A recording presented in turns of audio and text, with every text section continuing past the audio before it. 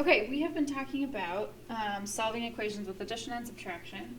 We're now going to move on to solving them using multiplication or division. The one thing we need to remember is inverse operations.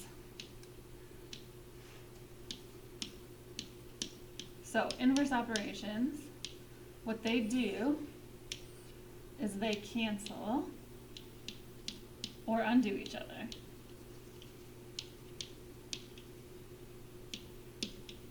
So we talked about how addition and subtraction are inverse operations.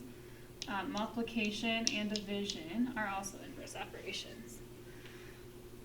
So we got a couple examples here. So for the final part of a race, the hand cyclist travels 32 feet each second across a distance of 400 feet.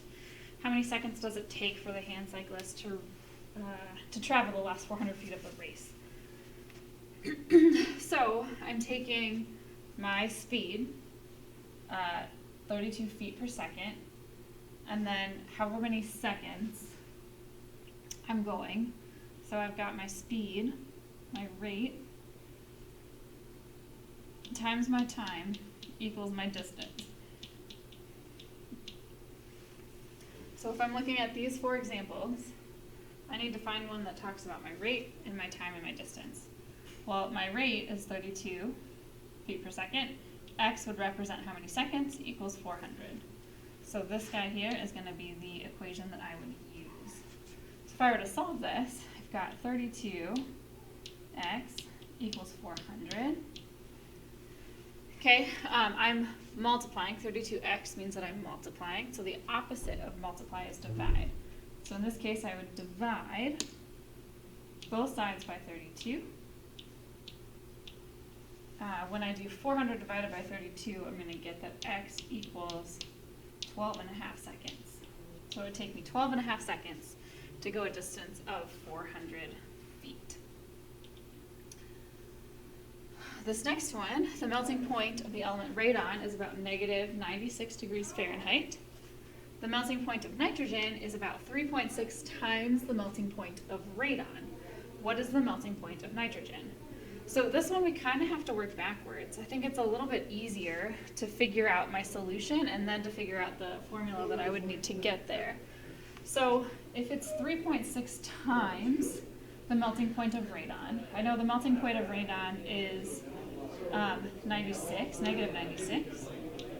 It's 3.6 times that, so multiplied by 3.6 is going to give me the melting point of nitrogen. So I could solve this, negative 96 times 3.6. It's going to give me negative 345.6 degrees Fahrenheit. This is going to be my solution, but how did I get there? Well, I multiplied, but if I wanted to solve for my melting point, I could then take this. I multiplied by 3.6. The opposite of multiplying by 3.6 is dividing by 3.6. So I could divide both sides by 3.6. When I do that, I get my melting point of n, my variable x, divided by 3.6 equals negative 96. So it's going to go with this formula here.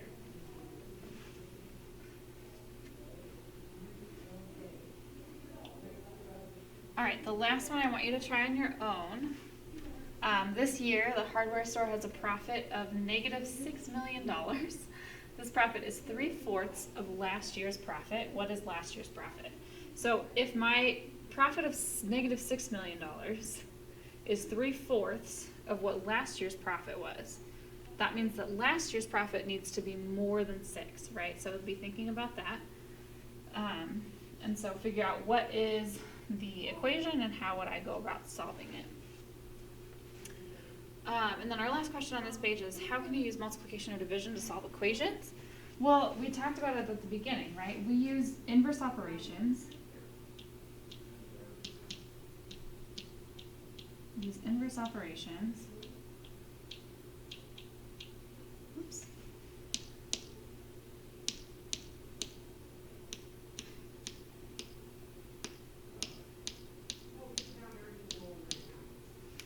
Inverse operations to solve our equation.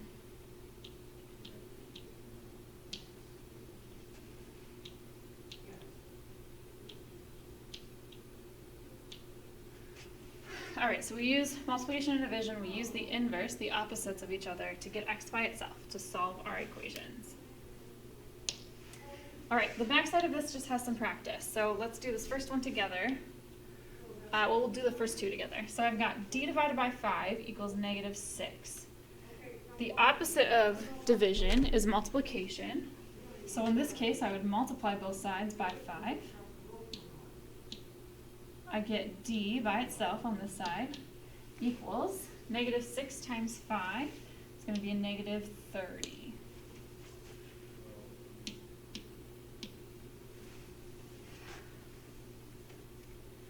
My next one, 8x equals negative 6. In this case, 8x means that I'm multiplying 8 and x. So the opposite of multiplying is dividing. So I'll divide both sides by 8. I'm left with x equals negative 6 over 8. But I can simplify this, right? 2 goes into both of these. So I would have negative 3/4. This is my simplified version. Okay, I'll have you do 3 through 6 on your own. And then let's look at number 7. We'll do 7 together, and then I'll have you do the rest by yourself. So 7 and 8, I'm reading the word sentence and writing it as an equation. And then I'm going to solve it when I'm done. So I have a number, which I don't know.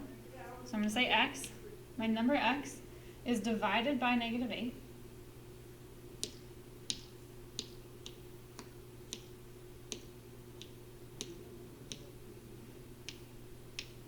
And then I'm given that that is going to be equal to 7. Oof, goodness sakes. X divided by negative 8. Wow. Equals 7. Okay, so then my job at that point is going to be to solve for x, figure out what does x equal, if that's my equation. So you'll do 8 and 9 on your own. And that is all for our multiplication and division.